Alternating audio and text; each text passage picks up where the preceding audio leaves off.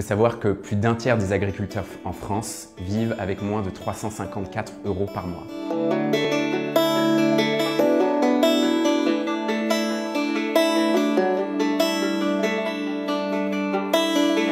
La transition alimentaire, pour moi, c'est avant tout une prise de conscience que nos actes d'achat liés à notre alimentation ont un impact qui va bien au-delà du simple fait de répondre à un besoin primaire ou un simple impact sur notre porte-monnaie. On est en train de réaliser aujourd'hui que tous ces choix-là ont un impact sur l'environnement, sur notre santé en particulier, sur les agriculteurs qui sont ceux qui nous nourrissent. Quand on parle de transition alimentaire, je pense qu'il est important de revenir à la source et de voir et de s'intéresser à la situation des agriculteurs. Et d'ailleurs aujourd'hui c'est un peu le thème avec le film qui est sorti qui s'appelle Au nom de la terre. On se rend compte que ceux qui nous nourrissent ne vivent pas correctement ou ne vivent pas décemment de leur métier. Et c'est là où il y a un problème, parce que ni leur production, ni la terre, ni eux en tant qu'êtres humains ne sont suffisamment valorisés. Il faut savoir que le calibrage en France est responsable de 15% de pertes alimentaires au champ, ce qui équivaut à des milliers de tonnes de fruits et légumes gaspillés tous les ans.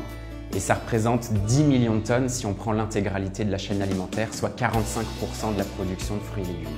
Et ça, en fait, c'est complètement aberrant quand on sait qu'environ 15% de la population française, soit 800 000 personnes, souffrent d'insécurité alimentaire. On est en train d'observer des tendances de consommation qui évoluent vers quelque chose de plus durable. On s'aperçoit que les consommateurs veulent davantage de transparence, font plus attention à leur santé, aux ingrédients que composent les produits qu'ils achètent, à la provenance des produits qu'ils achètent, à la situation des agriculteurs, au respect des saisons.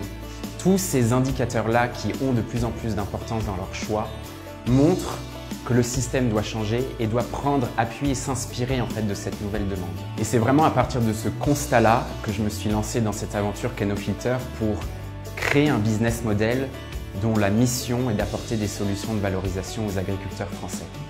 Donc concrètement, ce qu'on fait, c'est qu'on valorise les écarts de tri et les surplus des agriculteurs pour limiter les pertes alimentaires au champ et on les accompagne dans cette période assez compliquée qu'est la transition écologique, qui est une période qui dure entre 2 et 5 ans selon la variété de fruits ou de légumes qu'ils cultivent, pour les aider à revaloriser leur production et leur permettre d'en vivre dignement.